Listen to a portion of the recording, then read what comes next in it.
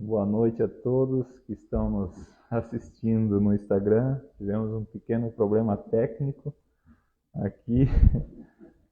Então, a nossa palestra de hoje vai ser sobre a evolução e o livre-arbítrio.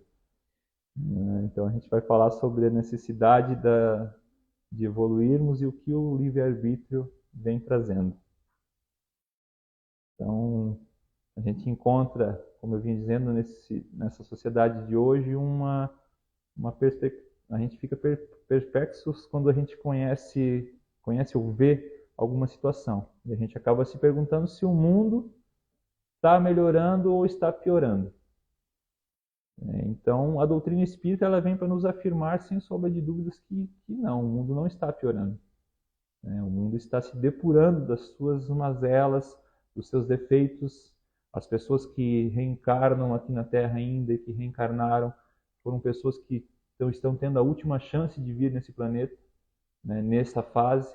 Então, o planeta tende a mudar de ciclo e ir para um planeta de regeneração. Então, as pessoas que vibrarem na energia do mal não aqui mais poderão reencarnar, terão que reencarnar num orbe um pouco inferior.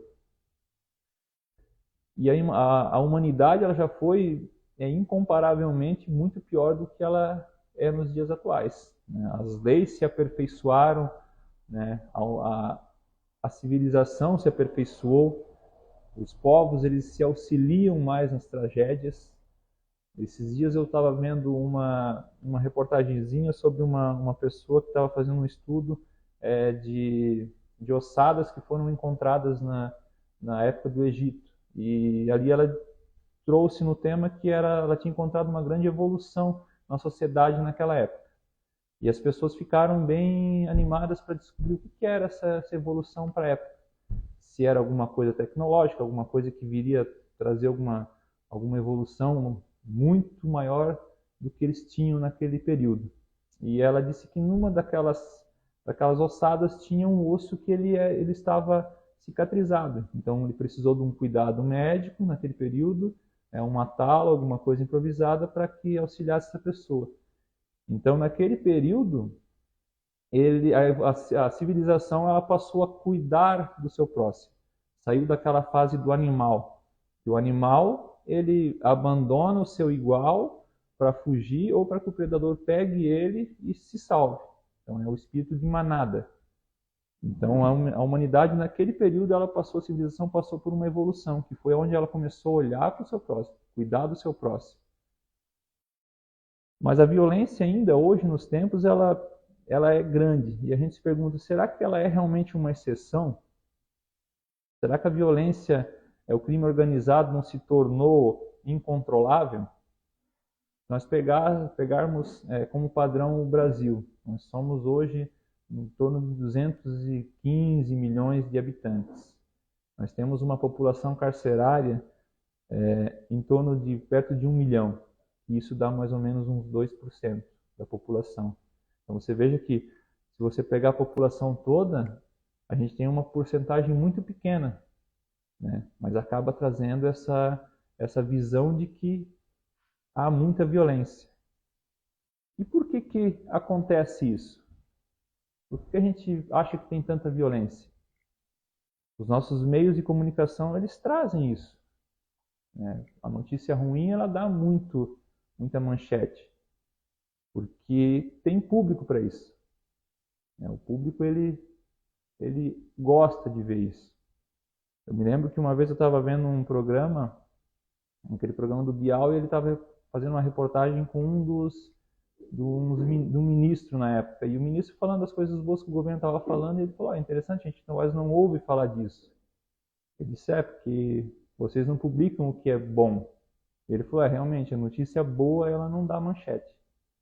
Ela não traz nada assim, que as pessoas se atraem por aquilo. Então a população ela acaba gostando. É só você ver um Natal solidário que a Casa Irmãos de Luz faz no morro, tem pouca visibilidade. Agora vem um infeliz e dá um tiro lá no meio do centro de Blumenau, dá um tiro para o alto, é notícia em todos os jornais, nas cidades vizinhas, e aí por diante. Então a população ela acaba ainda buscando esse tipo de notícia. Tem público para isso, né? Aí vem um questionamento. Quando nós reencarnamos, os espíritos que fazem o mal, eles escolhem fazer o mal? Eles escolhem, no seu período lá de preparação, vir para a Terra para fazer o mal? Eles não escolhem, né? Mas eles têm o livre-arbítrio. Existe o livre-arbítrio que permite que eles façam. Às vezes, uma sequência de reencarnações em períodos ruins, eles acabam sucumbindo e fazendo mal, né? E como se dá o livre-arbítrio? Como ele realmente é aplicado, né? A evolução do espírito, como é que fica com o livre-arbítrio? Eu preciso fazer escolhas. Se eu não precisasse fazer, né? Eu vou contar uma historinha para vocês. Ela resume mais ou menos um período de estudos e preparação para a reencarnação e a vida. Tinha um homem que ele estava se preparando para atravessar uma floresta. Nessa preparação, ele se preparou fisicamente, psicologicamente, ele estudou, ele viu que tinha os locais que ele teria que cruzar, montanhas, rios. Ele preparou uma mochila com seus equipamentos necessários e assim ele foi se preparando. Quando ele estava preparado, se sentiu preparado, ele entrou na mata para fazer a travessia. E nessa travessia ele foi indo, animado no começo, encontrou uma vegetação bem fechada, um clima úmido, foi indo. Então ele estava no começo cheio de confiança, disposto. Aí depois de um certo tempo já começou a bater um cansaço, começou a pesar a mochila. Muitas coisas que ele precisava ele não tinha na mochila, então ele viu que talvez a preparação não foi tanta, ele não viu o que tinha no caminho. E assim ele foi indo, já não sabia se estava indo no rumo mais certo. Então, angustiado, ele buscou alguma solução. Ele tem que buscar alguma solução. Então, ele pensou em subir em uma árvore para ver o primeiro rumo. Subiu, olhou, viu o rumo, desceu, continuou a sua caminhada. Depois de mais um período, ele achou uma clareira, onde ele já podia pegar a luz do sol, encontrou algum alimento, se alimentou, né, se reestruturou, ganhou uma nova confiança e assim ele seguiu. E foi assim a jornada dele até o final. Períodos ruins, ele caía, subia, olhava, pegava o rumo novamente, encontrava um local onde ele conseguia se refazer fisicamente, comendo e seguia a caminhada.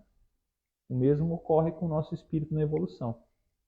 Quando nós estamos em um período de preparação para a reencarnação, nós fizemos estudos, olhamos a família onde vamos vir, conhecemos toda a nossa trajetória que pode ser feita.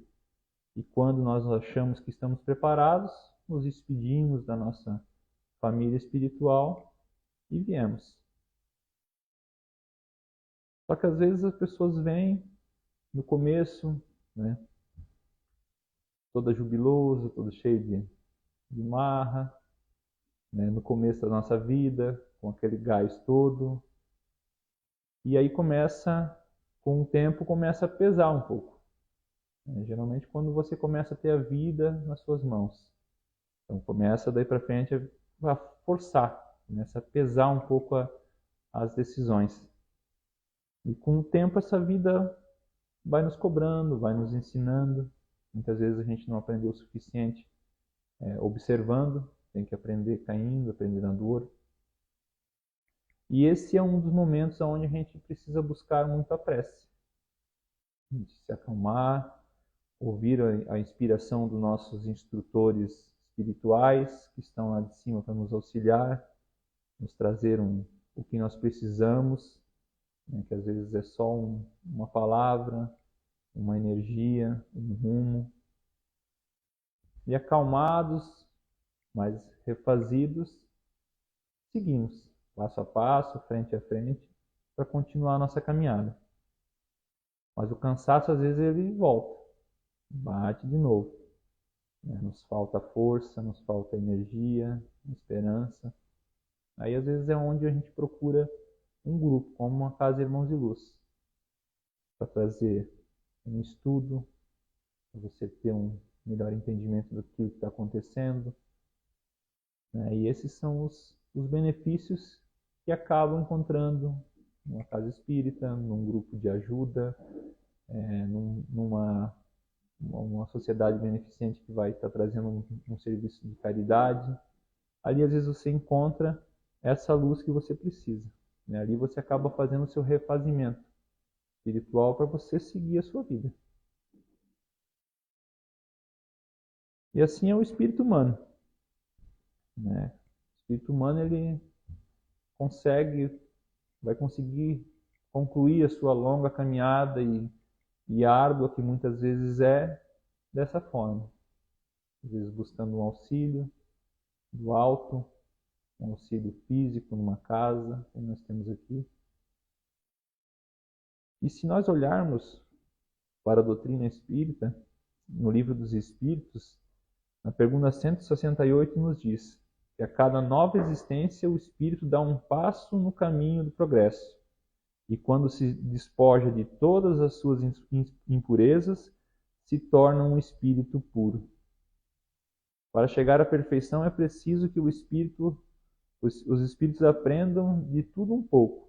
E esse aprendizado só se consegue por meio das provas das reencarnações. A reencarnação é a oportunidade bendita que nós temos para ter um aprendizado, ter condições de evoluirmos. Nós precisamos estar no papel de algoz e no papel de vítima. Nós precisamos estar em todos os pontos que a gente vê na nossa sociedade para nós entendermos e evoluirmos. Muitos caminhos a gente pode estar pulando, mas boa parte deles a gente precisa estar vivenciando. A vivência da reencarnação é que traz a nossa evolução, traz o nosso progresso.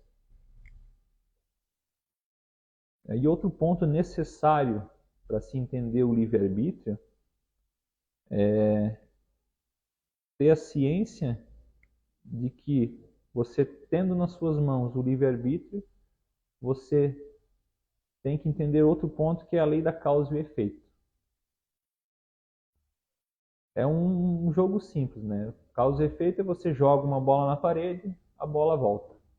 Né? Você joga uma pedra para o ar, cai na sua cabeça.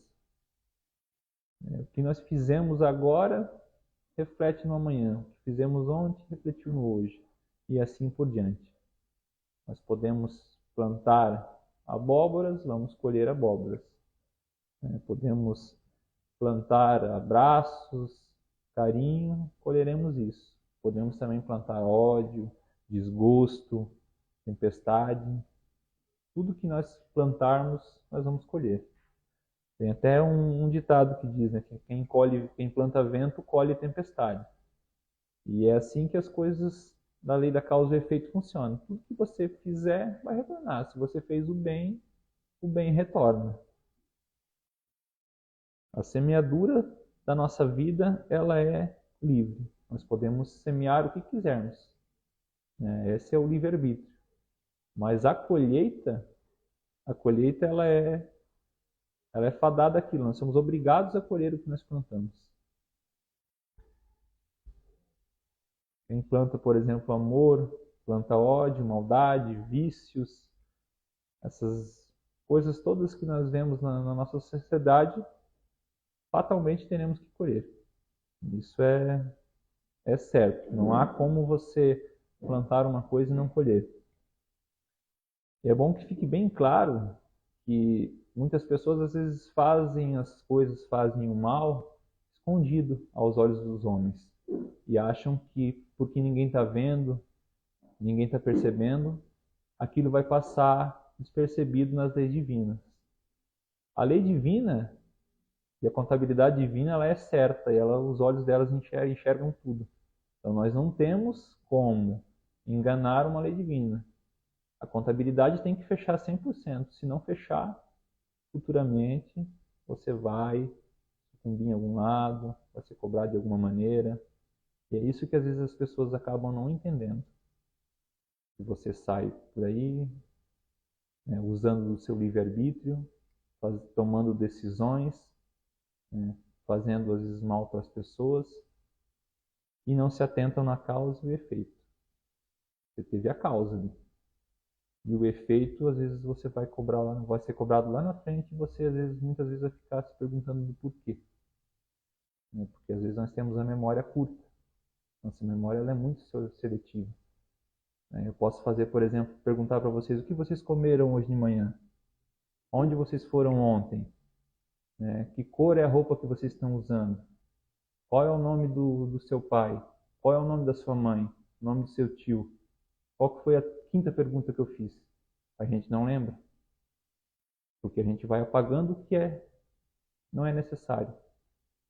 E às vezes as pessoas apagam isso da sua mente.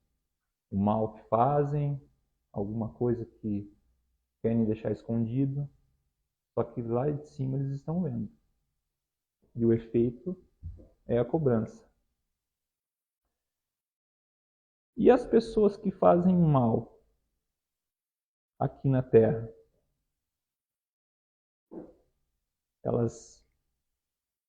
às vezes elas pensam que, às vezes elas se passam despercebido, que não vai voltar, e não se atentam a isso. Mas isso é uma lei de Deus, é a justiça divina. Não é os homens que fazem isso. E se nós não tivéssemos o livre-arbítrio? Talvez as pessoas perguntem, poxa, não precisava ter o livre-arbítrio, era ter a gente ter uma conduta e passávamos pela vida e após isso reencarnávamos em outra vida e dávamos continuidade. Aonde nós teríamos o mérito da nossa evolução? Que mérito da nossa evolução se nós estivéssemos numa linha de trens, somente seguindo à frente, não tendo o poder da decisão nas nossas mãos? Que é você decidir o que você vai fazer que dá mérito na sua evolução. E também é o que traz você passar, às vezes, por algum problema, porque você é merecedor daquilo, foi a sua escolha que se colocou naquela situação. Então, se nós não tivéssemos a lei do livre-arbítrio, não teria mérito na nossa evolução. E aqueles que hoje estão no caminho do crime, no caminho do vício, no caminho do erro, fatalmente vão ter que reencarnar e conhecer de outra maneira, às vezes uma maneira do bem, vão vir uma área de caridade e vão ver às vezes o quanto mal que vão passar. Vão conhecer o mal pelo outro lado, sendo a vítima. E aí a gente se faz uma pergunta, o mal que se faz nessa vida, as pessoas que fazem o mal nessa vida, elas necessariamente têm que passar pelo mal? Se nós pensarmos por esse lado, que todas as pessoas que fizeram mal vão precisar passar pelo mal, a gente estaria pensando num ciclo vicioso, onde não sairia daquilo. Nós ficaríamos sempre naquela sociedade onde sempre as pessoas estariam sofrendo, estariam fazendo mal, recebendo mal de volta. E aí a gente lembra do apóstolo Pedro, quando ele dizia que o amor cobre a multidão de pecados. E o Livro dos Espíritos, na questão 169, ele traz que é invariável o número de reencarnações para o espírito. A pergunta, é invariável o número de reencarnações para o espírito? Não. Aquele que caminha depressa a muitas provas se livra. Mas as reencarnações são sempre muito numerosas, pois o progresso ele é quase constante. Ele é sempre contínuo. Então, nós podemos consertar os nossos erros no amor, na caridade, na ajuda ao próximo. É uma maneira de nós não precisarmos passar por aquilo que nós fizemos, mas encurtarmos o nosso caminho. Se hoje a vida é ruim, pelo que fizemos no passado, nós podemos melhorar. Nós podemos construir um futuro mais abençoado para nós. Nós não precisamos seguir o mesmo caminho, sofrer da mesma maneira que fizemos sofrer. E é simples fazer isso. Muitas vezes a gente enxerga uma complexidade muito grande. A Karine, na palestra dela, disse: a gente não precisa ser o presidente da ONU para fazer o bem. A gente pode fazer nas pequenas coisas. Auxiliar alguém. O bem é todo aquele auxílio ao próximo. Tudo que você auxilia o próximo, você vai estar fazendo um bem. Então, cuidando, uma oração com uma pessoa, auxiliando, um auxílio mais pequeno que ele seja, você vai estar fazendo bem. Existem maneiras bem práticas, assim, conversar com uma pessoa, às vezes a pessoa só precisa desabafar, né? A gente tem, por exemplo, na casa, conversa fraterna, que às vezes as pessoas vêm e elas só querem falar. Elas só precisam de uma pessoa para ouvi-las. É uma maneira de fazer o bem. Você se dispor a uma casa de caridade, uma sociedade que precisa de alguma ajuda. Fazer o mais próximo possível. Um dos lemas da sustentabilidade é você pensar no global e agir no local. Às vezes as pessoas querem pensar, por exemplo, assim, em escolher um presidente melhor e não olham para um vereador, não olham uma votação de uma associação de moradores, um conselheiro tutelar.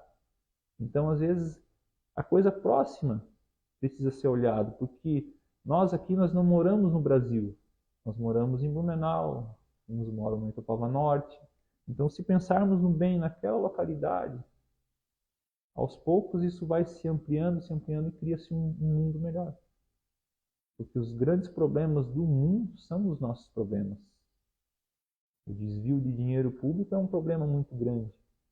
Mas isso acontece em várias proporções, em vários locais. Um desvio numa empresa privada, pequenininho que fosse, ele tem o mesmo significado final do que aquele que tirou um monte. Aquele que tira um pouquinho, ele só não tira um monte porque ele ainda não teve oportunidade. Então, pensarmos um pouco mais no local, fazer no local. E essas grandes, pequenas coisas que acabam fazendo a diferença. Acabam auxiliando aquele espírito. São apenas algumas maneiras, né, de você diminuir, de você melhorar um pouco o que você pode ter na sua caminhada. É sempre muito útil lembrarmos as palavras do nosso Mestre Jesus, né, que ele conclamava: glória a Deus nas alturas e paz aos homens de boa vontade. Hoje nós somos homens de boa vontade. Muitas vezes falta um pouco de boa vontade nesse auxílio. As pessoas estão muito no automático. Trabalho, casa, lazer, trabalho, casa, lazer. E não olham para o lado da caridade. E Kardec disse, no começo da palestra, eu falei: fora da caridade não há salvação. Não que você precise fazer isso para se salvar, mas é que fora dela não há. Cada um de nós é responsável, pelas nossas mazelas, que nós podemos melhorar. E isso é o que recomenda a doutrina espírita. Isso é o que recomenda Jesus, quando ele dizia: eu vim para que tenham vida e a tenham em abundância. Jesus falava da verdadeira vida, da vida mais de paz, de amor, que acaba não sendo a vida que nós temos aqui. E Kardec nos falava da caridade, é justamente isso, de fazer agora, de fazer reencarnado, não de você esperar para daqui a um ano, eu vou fazer primeiro um estudo de um livro para me preparar, para poder estar bem para fazer a caridade, ou eu vou esperar quando eu me formar. O momento é agora. Deus precisa dos disponíveis, não dos preparados.